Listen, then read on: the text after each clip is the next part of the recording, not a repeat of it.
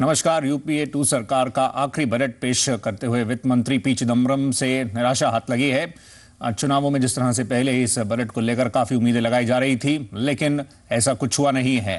अलबत्ता super rich पर tax और साथ ही नॉन एग्री कमोडिटीज पर सीटीडी लगाया गया है। आइए एक नजर डालते हैं बजट की 10 बड़ी खबरों पर।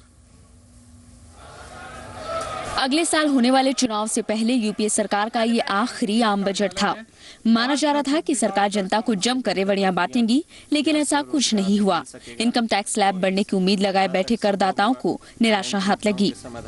वित्त मंत्री ने इनकम टैक्स स्लैब और रेट में कोई बदलाव नहीं किया। हालांकि 2 लाख से 5 लाख की सालाना आय वालों को 2,000 रुपए की टैक्स छूट दी गई। सुपर रिच पर सरचार्ज लगाया गया है।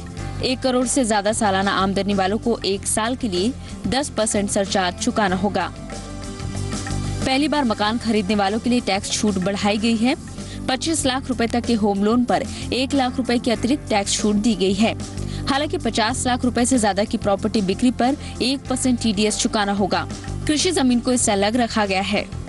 नॉन एग्री कमोडिटीज यानी गोल्ड, सिल्वर और क्रूड पर 0.01% का कमोडिटी ट्रांजैक्शन टैक्स लगाया गया है। इक्विटी फ्यूचर्स पर सिक्योरिटी ट्रांजैक्शन टैक्स 0.017% से घटाकर 0.01% किया गया है। राजीव गांधी इक्विटी स्कीम का दायरा बढ़ाते हुए टैक्स छूट 1 साल से बढ़ाकर 3 साल की गई है। अब 12 लाख रुपए सालाना आय वालों को भी इस स्कीम का फायदा मिलेगा। Imported car, SUVs, super bikes, restaurant में खाना, मोबाइल, सिगरेट सभी महंगी हो गई हैं। जबकि रेडीमेड कपड़े, जेम्स एंड ज्वेलरी, लेदर का बना सामान, विदेशी फुटवेयर सस्ते किए गए हैं। महिलाओं के लिए अलग से बैंक बनाए जाएंगे, जहां सभी कर्मचारी महिला ही होंगी। वित्त मंत्री ने सामाजिक योजनाओं में जमकर खर्च किया है। ग्रामीण इलाकों के लिए खर्च में काफी बढ़ोतरी की गई है। ब्यूरो रिपोर्ट, जी बिजनेस। और जिस तरह से बजट की जो अनाउंसमेंट्स हुई हैं खास वो आपके समक्ष रखी गई। इस समय finance minister P Chidambaram press conference कर रहे हैं। आइए सीधे वहीं चलते हैं। Yesterday, the Chief Economic Advisor, Dr. Rajan, briefed the media on the economic survey, and many of you must have been present here. The economy is indeed challenged in a number of ways. The economic survey lists the challenges, lays out various options before the government. What the budget does is pick on some of those options and say, this is the way we will go forward. But as I said in the last couple of paragraphs of my budget speech, our work does not stop here.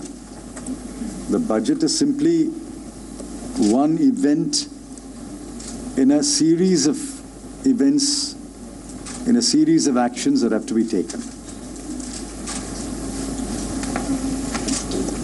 Besides, the budget speech can't run beyond an hour and 45 minutes or maximum of 2 hours.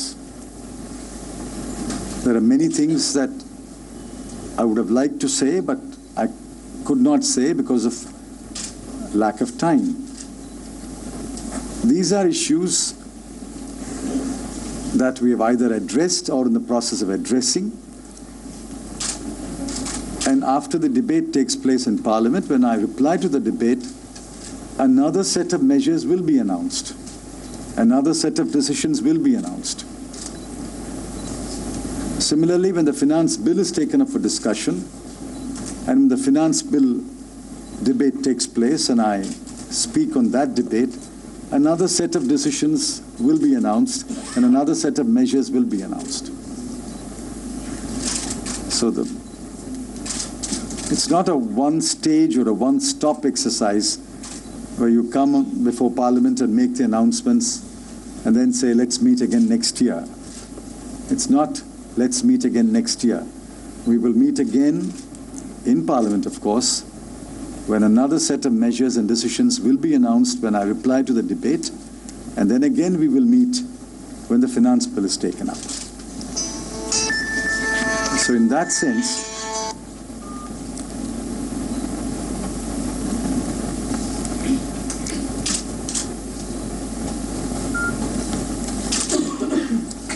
I would urge you to read the economic survey and the budget speech. Secondly, contrary to very spirited debate that took place in the media, which I enjoyed, I must say.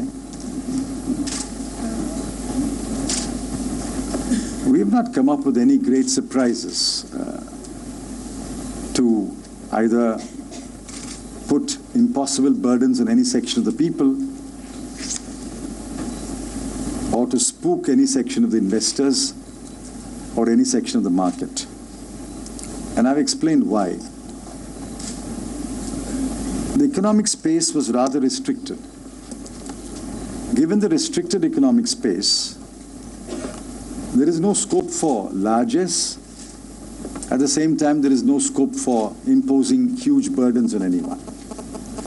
That's why I said it is a time for prudence, restraint, and patience. I think after 3 words, the most important one is patience. There may be many things that I would have liked to have done, but one must be patient and wait for the appropriate time. And I think the wheel will turn once the investment cycle begins. So one must be patient when the economy is challenged. One must wait for the wheel. तो जिस तरह से आज जो budget पेश किया गया है उसके पीछे की सोच वित्त मंत्री सबके समक्ष रखते हुए आज जिस तरह से बजट के जो स्पेसिफिकली टैक्स रिलेटेड इश्यूज रहे हैं, पर्सनल टैक्स फ्रंट पर जो अनाउंसमेंट हुई हैं, इसका हम जायजा लेंगे अभी। और हमारे साथ शो में पार्टिसिपेट करने के लिए 2 खास मेहमान मौजूद हैं। हमारे साथ मुंबई से मौजूद हैं शैलेश हरिभक्ति साहब, जो कि बीडीओ कंसल्टिंग को रिप्रेजेंट करते हैं। Good evening, thanks for joining us साहब। साथ ही बजाज कैपिटल से अनिल चोपड़ा साहब मौजूद हैं। नमस्कार, आपका भी स्वागत है अनिल साहब।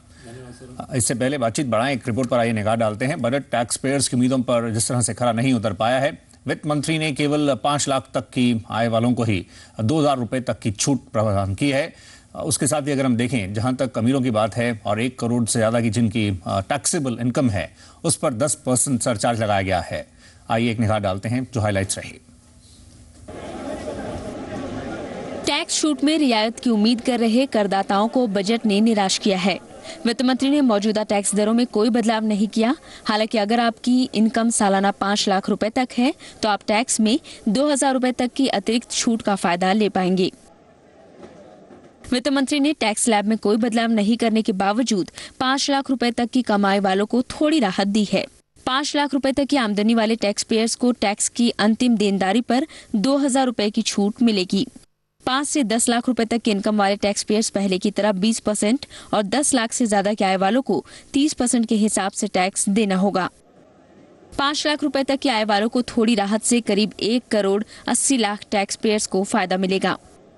I propose to provide a tax credit of rupees 2,000 to every person who has a total income of up to rupees 5 lakh. वित्त मंत्री की खजाना भरने की कोशिश की सबसे बड़ी मार अमीरों पर पड़ी है। 1 करोड़ से ज्यादा की टैक्सेबल इनकम पर 10% का सरचार्ज देना होगा। हालांकि वित्त मंत्री की दलील है कि केवल 42,800 टैक्स पेयर्स ही सुपर रिच टैक्स के दायरे में आएंगे। सुपर रिच को 10% एक एडिशनल टैक्स लगाने के उसकी ज़रूरत मुझे नहीं लगती थी। उसका कोई ज़्यादा फर्क मुझे नहीं लग रहा कि कोई बहुत बड़ा रकम उसमें से आएगा। उन्होंने सुपर रिच पे जो टैक्स लगाना था वो भी 1 करोड़ टैक्स के ऊपर लगाया। इसमें बहुत कम लोग आते हैं, तो लोग इस बात को, सुपर रिच लोग इस बात को अदरवाइज नहीं लेके सौ खुशी से पैसा सरकार को मिलेगा। टैक्स की मार आपके डिविडेंड इनकम पर भी पड़ सकती है। वित्त मंत्री ने कंपनियों के लिए डिविडेंड सरचार्ज 5 से बढ़ाकर 10% कर दिया है। ऐसे में कंपनियां डिविडेंड देने में कंजूसी बरत सकती है। ब्यूरो रिपोर्ट, जी बिजनेस। और आइए बातचीत को हम आगे बढ़ाएंगे। अनिल साहब, जो एक हम इंडिविजुअल की बात करें, वो बजट को काफी क्लोजली इसलिए देखता है कि इनफैक्ट टैक्स फ्रंट पर क्या चेंजेस होने वाले हैं। हमने देखा है टैक्स स्लैब हो, टैक्स रेट्स हो, किसी प्रकार से बदलाव नहीं किए गए हैं। डीडीसी के टिट्स एंड बिट्स हम देख रहे थे, जिस तरह से पहले भी इंट्रोड्यूस किए गए हैं। इसको किस तरह से देखा जाए, मतलब इनफैक्ट जहां तक स्लैब्स रेट्स की बात है या इन्वेस्टमेंट्स को पुश करने के लिए एटीसी या बाकी जो और लिमिट्स रहती हैं वो जस की तस हैं, कैसे आप देखेंगे ये इन्फ्लेशन के बैकड्रॉप में? देखिए, काफ़ी उम्मीद थी आम आदमी को और जो लो टैक्स पेयर्स हैं कि उनको कुछ रिलीफ मिलेगा, क्योंकि पिछले एक साल में महंगाई काफ़ी ज़्यादा रही है, इन्फ्लेशन काफ़ी ज़्यादा रहा है, इंटरेस्ट रेट्स भी काफ़ी हाई रहे हैं। इसके अलावा अगर हम देखें तो क्योंकि सब्सिडी घटाई गई डीजल पे, तो डीजल महंगा हुआ, इसके साथ ही एलपीजी गैस सिलेंडर्स का भी नंबर्स लिमिट किए गए, तो ओवरऑल जो मिडिल इनकम जो हाउस होल्ड है उसका बजट थोड़ा गड़बड़ा गया था। तो उसको कुछ उम्मीद थी कि शायद उसको टैक्स से राहत मिले, लेकिन राहत सिर्फ 2000 रुपये की मिली है सालाना, और वो भी सिर्फ उन लोगों को जिनकी आमदन सालाना जो है 5 लाख से कम है। तो एक बहुत बड़ा एक टैक्स पेयर्स की एक पॉपुलेशन है जो तकरीबन 1 करोड़ 40 लाख लोगों की है, जिनको टैक्स में 1 रुपये का भी रिलीफ नहीं मिला है। तो ये एक थोड़ी सी निराशा रही है उन लोगों को जो 5 लाख से और 1 करोड़ के बीच में है, क्योंकि उनका टैक्स ना तो बढ़ा है ना ही घटा है। और सेक्शन 80C में भी लोगों को उम्मीद थी कि जो 1 लाख रुपए की जो लिमिट है वो कई वर्षों से जस की तस है, उसमें बढ़ोतरी होनी चाहिए थी। जैसे जैसे जीडीपी बढ़ रही है, लोगों की आमदनी बढ़ रही है, तो लोगों को सेविंग्स की तरफ रुझान करने के लिए ये एक उम्मीद थी कि 1 लाख को बढ़ा के 1.25 लाख या 1.5 लाख किया जाए। आज ही फाइनेंस मिनिस्टर ने बोला कि वो एनकरेज करना चाहते हैं कि लोग गोल्ड के बजाय फाइनेंशियल इंस्ट्रूमेंट्स में निवेश करें। तो उसके चलते अगर वो सेक्शन 80C में कुछ छूट बढ़ाते तो लोगों का सेविंग जो रुझान है वो थोड़ा बढ़ता, लेकिन वो ऐसा नहीं हुआ है। शरीफ साहब, आप कैसे समझाते हैं जो सोच रही होगी जिस तरह से ये जो सबके समक्ष जो आए हैं रेट्स, इनफैक्ट उसमें कोई चेंजेस नहीं है, एग्जेम्पशन लिमिट या इनफैक्ट जो लोग कुछ इस फ्रंट पर राहत चाह रहे थे, मोर ओवर 80C के अलावा भी हम देखें इंफ्रास्ट्रक्चर बॉन्ड्स जो पहले होते थे जिनको एक्सटेंड नहीं किया गया था, बात हो रही थी इंफ्रास्ट्रक्चर को पुश देने के लिए, तो इनफैक्ट उनको क्यों नहीं फिर से एक विकल्प के तौर पर इन्वेस्टर्स के सामने रखा जाता है कि आपको एक तरफ फंड्स भी मिल जाएंगे एंड इनफैक्ट इन्वेस्टमेंट भी कर सकेंगे लोग, टैक्स में छूट भी होगी जो 80CCF पहले रहती थी। ये कुल मिलाकर किस तरह से इसको देखा जाए, ये क्या एग्जैक्टली प्लानिंग है?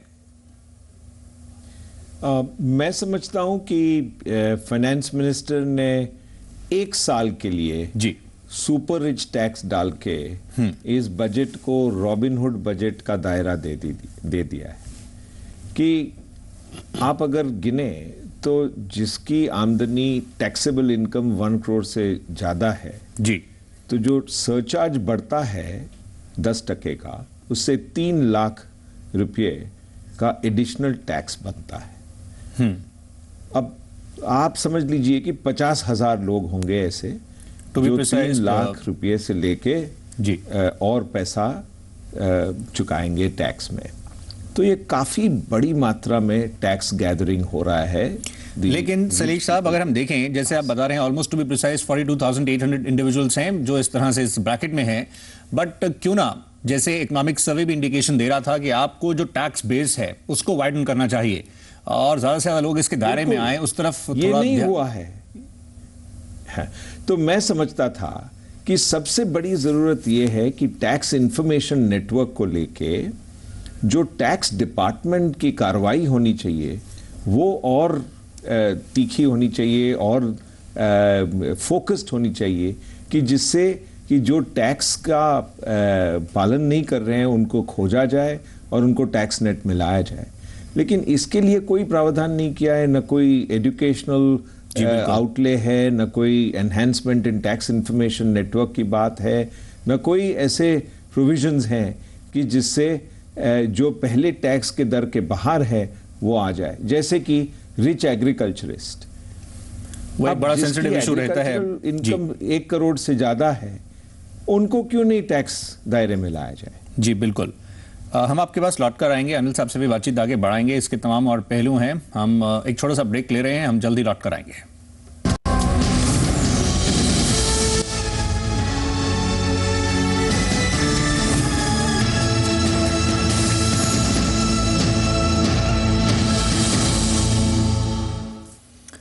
Welcome back. तो जिस तरह से जो आज अनाउंसमेंट्स हुई हैं उसका हम जायजा ले रहे हैं। ब्रेक से पहले जैसे हम चेक कर रहे थे टैक्स स्लैब्स या इनफैक्ट सुपर रिच को लेकर जो अनाउंसमेंट्स हैं, एक और पहलू अगर हम देखें अनिल साहब, उसमें होम लोन्स को लेकर जो specifically first time home loan के लिए आगे बढ़ रहे हैं और उस फ्रंट पर जो कुछ इंसेंटिव्स देने की बात है, 25 लाख तक के लोन पर ऑलमोस्ट 1 लाख की जो इंटरेस्ट की बात हो रही है एडिशनल देने की, यानी जो 24B में 1.5 है उसके एडिशनल ये 1 लाख और अतिरिक्त मिलेगा छूट में।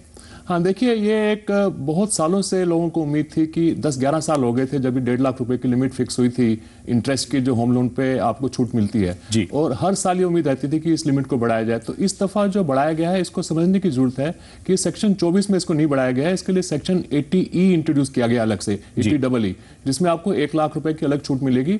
उसमें कुछ शर्तें पूरी करनी पड़ेगी। पहली बात तो यह है कि ये छूट सिर्फ 1 साल के लिए है, यानी कि अगले साल के लिए है। उसके बाद ये नहीं कि हमेशा के लिए 2.5 लाख लिमिट हो गई है। FY 13-14 के लिए एडिशनल वो है। दूसरा ये है कि जो मकान, जो लोन अमाउंट है वो 25 लाख से कम ही होना चाहिए मैक्सिमम, और जो मकान आप ले रहे हैं, जिसके अगेंस्ट लोन ले रहे हैं, वो 40 लाख से ज्यादा का नहीं होना चाहिए।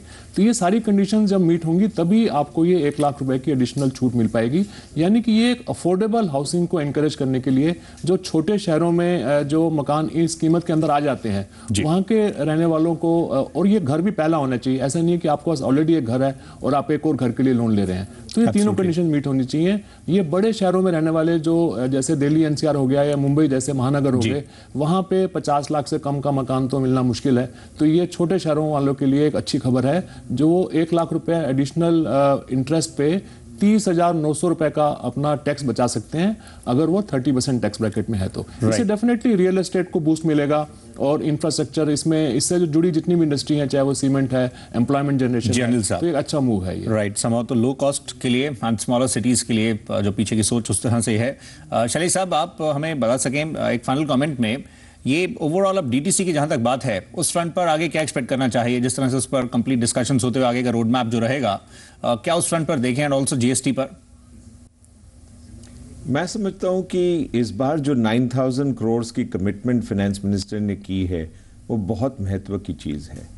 उससे एक सिग्नल मिलता है कि सब स्टेट गवर्नमेंट्स अब जो करीब करीब मान चुके हैं कि GST आना ही चाहिए, उनको अब अपने जो थोड़े बहुत भी भेदभाव रह गए हैं उनको बंद करके ये GST को, जो गेम चेंजिंग आइडिया है इंडिया के लिए, उसको लागू करना चाहिए। और मैं समझता हूं कि ये सिग्नल बहुत सॉलिड और स्ट्रांग है। फाइनेंस मिनिस्टर अपनी पूरी कोशिश करके मैं समझता हूं कि GST को ले आएंगे। आपका शुक्रिया शैलेश साहब। अनिल साहब, आपका भी शुक्रिया। तो फिलहाल अभी के लिए इतना ही। पर्सनल टैक्सेशन फ्रंट पर देखें, कुछ खास ज़्यादा राहत तो नहीं मिली है। स्लैब्स जैसे के तैसे हैं, रेट्स में भी कोई परिवर्तन नहीं किया गया है।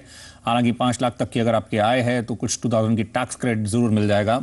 तो इस तरह से इस फ्रंट पर कुछ बदलाव किए गए हैं। फिलहाल अभी के लिए इतना ही। नमस्कार।